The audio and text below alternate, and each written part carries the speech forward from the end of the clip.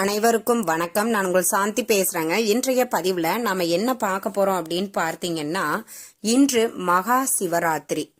நாம இந்த மகா சிவராத்திரி அன்று மட்டுமே பயன்படுத்தப்படக்கூடிய இந்த ஒரு பூ கிடைத்தால் நீங்க தான் அதிர்ஷ்டசாலி. அப்பேற்பட்ட பூ என்ன பூ?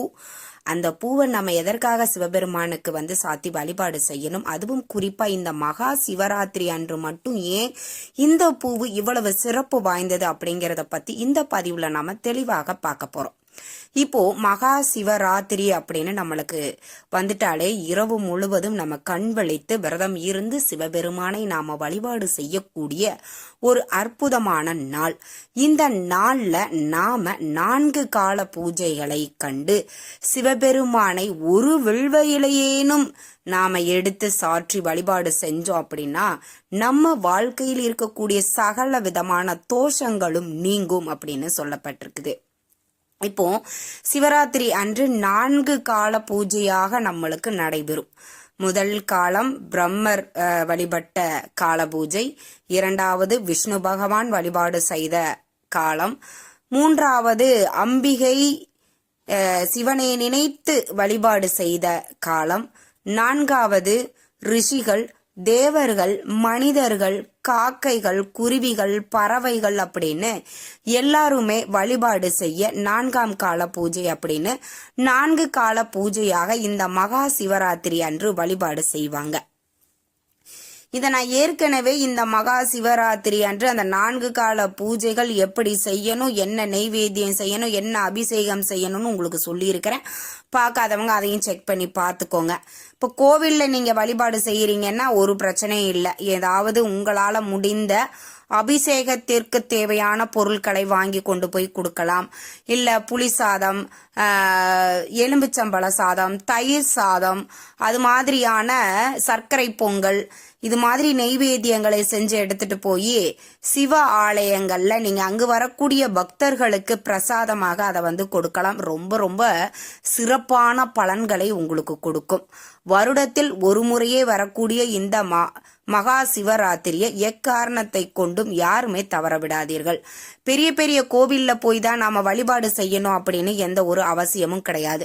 உங்க ஊர் கோடியில ஒரு தீபம் ஏத்தி வைக்க கூட வழி இல்லாம இருக்கக்கூடிய சிவ ஆலயங்கள்ல நீங்க சுத்தம் செஞ்சு இந்த மகா சிவராத்திரி அன்று அங்க பூஜைகள் செய்யறீங்க, வழிபாடு செய்யறீங்க அப்படின்னா அது உங்களுக்கு மட்டும் இல்லைங்க, உங்களுடைய வம்சத்திற்கே அந்த புண்ணியம் கிடைக்கும்னு சொல்லப்பட்டிருக்கு. அப்போ நீங்க என்ன பண்ணுங்க, ரொம்ப பழமையான சிவன் கோவிலா பாருங்க. அங்க பூஜைகள் நடத்துவதற்கு தேவையான பொருட்களை உங்களால முடிந்ததை வாங்கி கொடுங்க. ஒரு 1/2 கிலோ திருநீர் வாங்கி கொடுக்கலாம், ஒரு பாட்டில் எண்ணெய் வாங்கி கொடுக்கலாம்.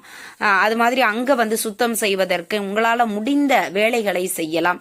இது மாதிரி பராமரிப்பு இல்லாமல் இருக்கக்கூடிய சிவ ஆலயங்கள், ரொம்ப பழமை வாய்ந்த சிவ ஆலயங்கள்ல நீங்க வழிபாடு செஞ்சீங்க அப்படின்னா அது கோடி கோடி புண்ணியத்தை உங்களுக்கு ஏற்படுத்தும். இந்த மகா சிவராத்திரிக்கு ஒரு கதையே சொல்லுவாங்க. ஒரு குரங்கு மரத்து மேல ஏறி நின்று அதுக்கு தூக்கமே வரலையாம். அதுல அந்த மரத்துல இருக்கக்கூடிய இலையெல்லாம் ஒன்னொன்னா பறிச்சு பறிச்சு கீழே போட்டுக்கிட்டே இருந்துச்சாமா. பொழுதும் விடிஞ்சு அடுத்த ஜென்மத்துல அந்த குரங்கு ஒரு மன்னனாக பிறந்ததாம். ஏன் அப்படின்னா அந்த குரங்கு உட்கார்ந்திருந்த மரம் வில்வ இலைகளை பறித்து ஒவ்வொன்றாக கீழே போட்டது. கீழே சிவபெருமான் இருந்திருக்கிறார், அந்த சிவன் மீது போட்டிருக்கிறாரு. அந்த போட்ட நாள் சிவராத்திரி. தெரிந்தோ தெரியாமலோ வில்வ இலையை அந்த குரங்கு இரவு முழுவதும் சிவன் மீது போட்டதனால அடுத்த ஜென்மத்துல அவர் மன்னனாக பிறந்தாராம். அப்போ தெரியாமல் கூட ஒரு வில்வ இலையேனும் இன்று நம்மளுக்கு சிவபெருமானுக்கு அர்ச்சனை செஞ்சோம் அப்படின்னா மிக பெரிய ஒரு புண்ணியத்தை உங்களுக்கு ஏற்படுத்தும். தவறாம இந்த சிவராத்திரி அன்று கண்டிப்பா இதையும் நீங்க தெரிஞ்சுக்கோங்க. அதற்கு அப்புறமாக பார்த்தீங்கன்னா மகா சிவராத்திரி அன்று மட்டுமே பயன்படுத்தக்கூடிய பூ. இது மற்ற நாட்கள்ல மற்ற தெய்வங்களுக்கு கூட இந்த பூவை பயன்படுத்த மாட்டாங்க. என்னம்மா சொல்றீங்க, அப்படி ஒரு பூ இருக்குதா? அது என்ன பூ அப்படின்னு கேட்டீங்கன்னா தாழம்பூ. ஒரு தடவை அண்ணாமலையார் பிரம்மனுக்கும் விஷ்ணுவுக்கும் ஒரு சந்தேகம் வந்தது. யாரு சிவபெருமானினுடைய அடியையும் சிவபெருமானினுடைய நுனியையும் யார் முதல்ல பார்த்துட்டு வர்றாங்க அப்படிங்கிற ஒரு போட்டி பிரம்மனுக்கும் விஷ்ணுவுக்கும் ஏற்பட்டது. பிரம்மர் என்ன பண்ணாரு, பன்றி ரூபம் எடுத்து தன்னுடைய அடியை பார்த்துட்டு வர்றேன் அப்படின்னு அவர் கீழே புறப்பட்டார். விஷ்ணு பகவான் கிளி அவதாரம் எடுத்து மேலே பறந்து நான் சிவபெருமானினுடைய நுனியை பார்த்துட்டு வரேன்னு அவர் புறப்பட்டார். 2 பேருமே பார்க்க முடியல. அப்போ இந்த தாளம் பூவு சிவபெருமானினுடைய தலையிலிருந்து விழுந்து வந்து கொண்டிருக்குது. அப்ப விஷ்ணு தாளம்பூ கிட்ட கேட்கிறார், இன்னும் எவ்வளவு தூரம் நான் போகணும் சிவபெருமானினுடைய நுனியை பார்க்கறதுக்கு அப்படின்னு. அப்ப தாளம்பூ சொன்னதான், நானே பல மில்லியன் நாட்களாக இன்னும் வந்துகிட்டு இருக்கேன், இன்னும் என்னால அடி அடைய முடியல அப்படின்னு சொல்லுது. அப்ப விஷ்ணு பகவான் உடனே ஒரு யோசனை சொல்றாரு, உன்னை கூடவே கூட்டிட்டு போறேன், எனக்கும் பிரம்மனுக்கும் இப்படி ஒரு போட்டி வந்திருக்கு, நான் பார்த்துட்டேன்னு நீ சாட்சி சொல்லுன்னு கூட்டிட்டு போறாரு தாளம்பூவை. அப்ப தாளம்பூ சொல்லுது, ஆமா விஷ்ணு அவர் சிவபெருமானினுடைய தலையை பார்த்து விட்டார் அப்படின்னு. அப்போ அந்த தாளம்பூ பொய் சொன்னதனால சிவபெருமானினுடைய சாபத்திற்கு அது ஆளாகுது. இனிமே உன்னைய எந்த ஒரு பூஜையிலையும் பயன்படுத்த மாட்டாங்க அப்படிங்கிற ஒரு சாபத்தை சிவபெருமான் கொடுக்கிறார்.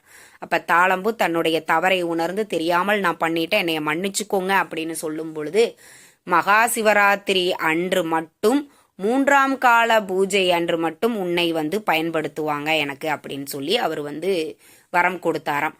அந்த நாளின் நினைவாகத்தான் இன்றும் திருவண்ணாமலையில அருணாச்சலேஸ்வரர் கோவிலுக்கு மூலவர் சன்னதிக்கு பின்புறம் லிங்கோத்பவர் இருப்பாரு. சிவராத்திரி அன்று அந்த 3ஆம் கால ஜாம பூஜையில அவருக்கு தாளம்பூ சாத்தி சிறப்பான பூஜைகள் வழிபாடுகள் இன்றும் செய்யறாங்க. அப்பேற்பட்ட அந்த தாளம்பூ உங்களுக்கு இன்னைக்கு கிடைச்சது அப்படின்னா, ஏதாவது ஒரு கால பூஜையில உங்களுக்கு 3ஆம் கால பூஜைக்கு உங்களால கொடுக்க முடியும், கண் விழிச்சு இருக்கிறீங்க அப்படின்னா கொடுத்துக்கோங்க. எங்களால இரவு முழுவதும் கண் விழிக்க முடியலம்மா, ஏதாவது ஒரு கால பூஜையை பார்த்துட்டு நாங்க போயிருவோம், நாங்க மருந்து மாத்திரைகள் எடுத்துக்கிறோம், மறுநாள் வேலைகளுக்கு போகணும், எங்களால கண் விழிக்க முடியாதுங்கிறவங்க கூட இந்த தாளம்பூ உங்களுக்கு கிடைச்சதுன்னா வாங்கி கொண்டு போய் உங்க வீட்டிற்கு அருகில் இருக்கக்கூடிய சிவ ஆலயங்களுக்கு கொடுத்து நீங்க சிவ வழிபாட்டை செய்து விட்டு வாருங்கள்.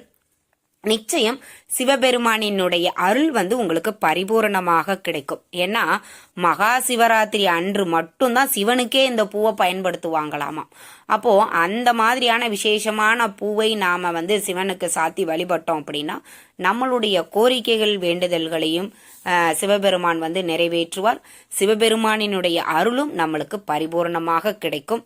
கிடைக்கிறவங்க ரொம்ப ரொம்ப அதிர்ஷ்டசாலி. கண்டிப்பா கிடைச்சா தவறாம பயன்படுத்திக்கோங்க. இந்த தகவல் உங்களுக்கு ரொம்பவுமே பயனுள்ளதாக இருந்திருக்கும்னு நினைக்கிறேன். வீடியோ பிடிச்சிருந்தா லைக் பண்ணுங்க, ஷேர் பண்ணுங்க, கமெண்ட் பண்ணுங்க. இந்த பதிவை உங்களுடைய உற்றார் உறவினர்கள் நண்பர்களுக்கும் ஷேர் பண்ணுங்க, அவங்களும் பார்த்து பயன்பெறட்டும். நன்றி, வணக்கம்.